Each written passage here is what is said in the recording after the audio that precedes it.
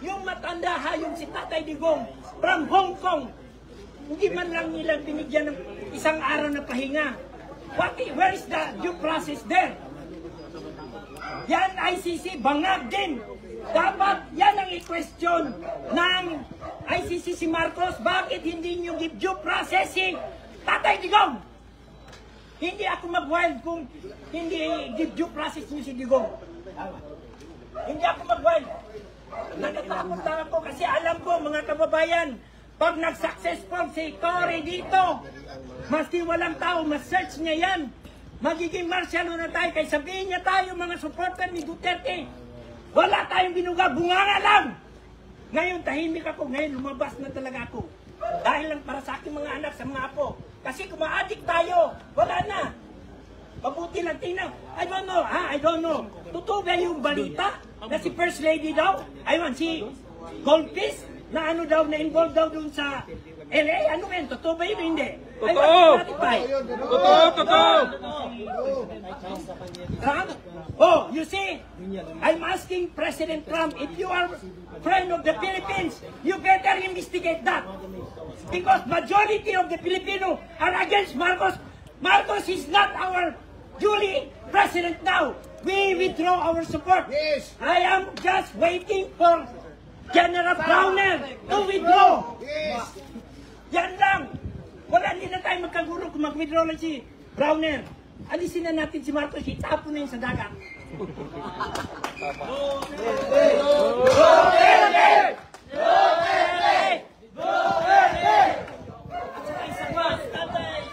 Alam ba ninyo, marami sa bukid ngayon nahihirapan. Ang presyo ng mais, bumagsak. Ang tarantado dun sa Manila, sige, export, mag-import ng mais. Ano nangyari sa farmer? Bumagsak ang presyo. Hindi makabayad sa inutangan. Ngayon, kung bigas, ganun din. Ang baboy, ganun din. Sabi ASP, bakit hindi nila hanapan ng solusyon niyang ASF? Bakit hindi niya? Dahil makapera ang DA, makapera yung mga crony ni Marcos. Bumalik ang dating Marcos, nakawatan. I am a victim of martial law also. Kaya ayaw ko'y parama sa mga bata na ito. Sa mga apo ko. Correct. If I will die, then die. Basta hindi na matuloy ang Marcos na yan. Kaya never Marcos. Kahit yung si Goldfish na si Sandro, nasabing maging future president, natawa na lang ako because I will campaign no more Marcos in the national position. Tama!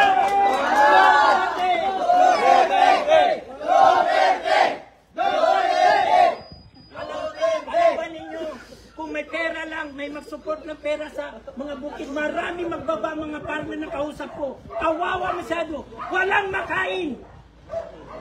Dahil dyan, sanang yung 20 pesos. Di ba, addicts ka? Yan ang trabaho ng addict. Sinungaling. Mabudol tayo. Tikalon.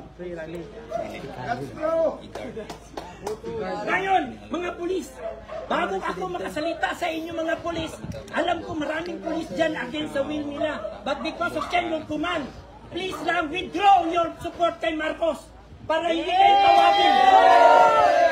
Withdraw! General Browner, I salute you. Please withdraw. Announce your withdrawal to support Marcos. Di ba, mag-resign na lang sila? Or mag-resign kayo. Mas maintindihan ng tao. Alam, this is my first time na gumawa ako ng ganito. Ayaw ko na mangyari ang martial law.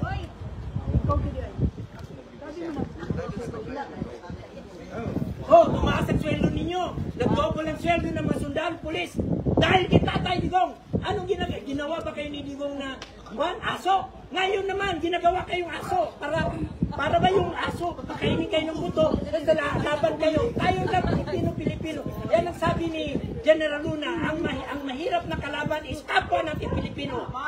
Kaya para hindi makagulo ang Pilipinas, palisin si Marcos. Tama! Yan naman ang sulit. At saka si Speaker Romualdez, masyadong ambisyoso. Ayaw namin ng presidenteng balag. Ayaw pinagyan. Tama ka. Mayang gabi mga Kasamstar.